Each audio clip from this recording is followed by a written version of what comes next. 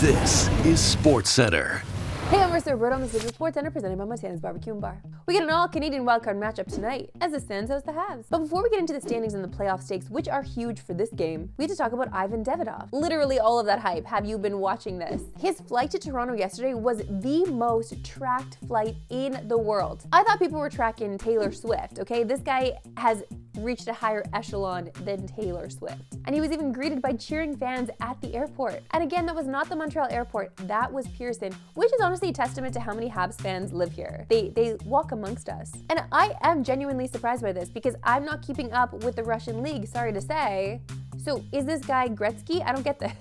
There's still no word on when he'll make his Canadiens debut, but we know it won't be tonight against Ottawa. On to that game, and with the standings currently how they are, this is a huge one for Montreal. The Canadiens are one of the hottest teams in hockey with 6 straight wins. Now they still haven't officially clinched a playoff spot, but could do so tonight with a regulation win, and they would be the final Eastern Conference team to clinch. A regulation win tonight would also have them just 1 point back of Ottawa for that final wildcard spot with just 3 games to go. So yeah, that could definitely flip, and would make big changes to a potential first-round matchup. The Habs turnaround has been remarkable this season, and it's been led by 3 major players, including friend of the show, Nick Suzuki. The 25-year-old's having his best NHL season, with a career-high 86 points, his first ever point-per-game season. He's also been dominant when the Habs needed him most, with 9 goals and 21 points in his last 15 games. Cole Caulfield has also been great, leading the team in goals with 37. He's also set a career high in points with 67. But you can't talk about Montreal without talking about Lane Hudson. The rookie is 3rd on the team in points, and since just over the halfway mark of the season, he's pretty much been a point-per-game player. That combination of youth and skill is incredibly difficult to go up against in the playoffs for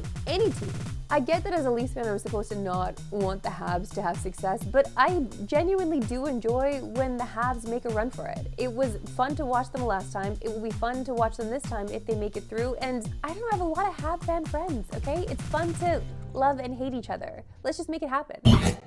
Let's head to Augusta now for some electrifying moments presented by Mercedes-Benz. Before we get to our winner, we have to pay some respect to Lucas Glover, because just look at the movement on this 47-foot putt.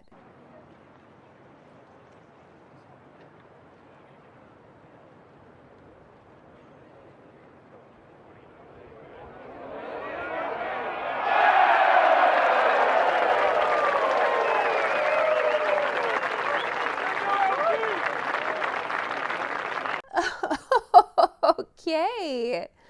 Just go to your home. Just go to your home. But here is our true electrifying moment. Check out this unreal shot from Bryson in the bunker. Big backswing. Yep. Beautiful.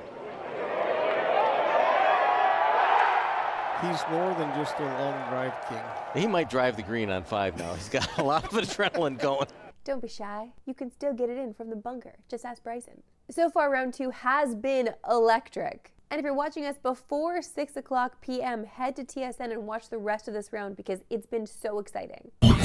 Let's stick with golf here, because it's been a long time since we've seen a Canadian put on the green jacket. Mike Weir is the lone Canadian to ever win a Masters, doing so in 2003. But currently, we are blessed with a ton of Canadian talent, plenty that could win this tournament, and Weir has been a mentor-like figure to many of them. Yesterday in round 1, the Canadian dream of another Masters was alive, as Corey Connors shot an unreal 68, and was in 2nd place entering today at -4. Now Connors just teed off a couple hours ago, so we can't quite give you an update on his round because of when the show airs, and his 2nd round still being in progress. But back to Weir, because even to this very day, the moment of him winning the Masters is something Canadian golf stars will remember to this day. Vividly remember I was in my basement with my dad and my brother watching. Remember on 18 when he had the par saving putt to get in the playoff, I had to run out of the room because I was so nervous. Our very own Bob Weeks was able to sit down with Weir prior to this week and talk about what that win meant for him and Canada. So how would you say your win at Augusta was sort of representative of the Canadian way? Representing the Canadian way, winning that is just grit and determination. Growing up in Sarnia, we like to call it the 519 grind in there in Sarnia. And we're grinders and we work hard, and that was the epitome of it that week. Shout out Sarnia, shout out 519 grind, okay? I thought being from Saskatchewan was a grind, but apparently Sarnia has this beat. They have their own slogan. What the heck?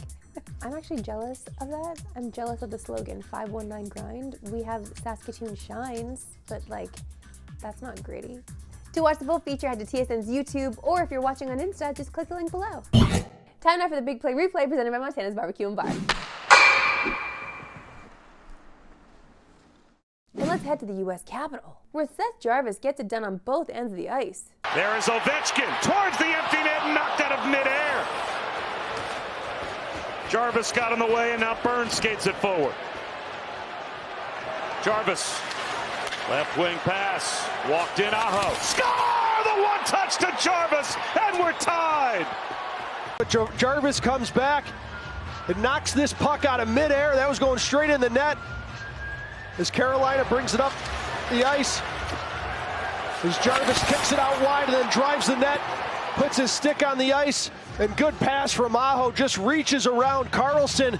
Literally, Seth Jarvis is what makes hockey cool, okay? He's amazing to watch on the ice, but he's also great in interviews. He is the personality we need on and off the ice. Let's go Jarvo. Now, Carolina went on to lose the game in overtime, but at least he got them an extra point. Back to hockey in the women's worlds. Canada fresh off a 5-0 win over Finland. We're back on the ice this morning against Switzerland, but they were slow getting out the gate today, eventually getting on the board midway through the first.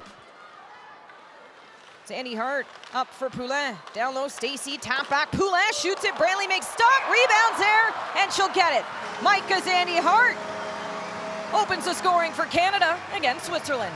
But after that, the floodgates really opened for Canada, as they added 3 goals in the second and went on to win 4-0 the final, and won this one easily to get to 2-0 in group play. But just a reminder, the group stage main event goes down Sunday on TSN. It's Canada and the Americans at 1 Eastern, 10 a.m. Pacific. This is what we wait for. This is what we hang on to, okay? We want that rivalry to live strong. Here we go. That's it for us today. We'll see you back here tomorrow. That's right, mañana I'm not doing nada. We got Masters, baby. Tomorrow and Sunday, we're gonna be joined by Bob Weeks. You know we love Bobby around here.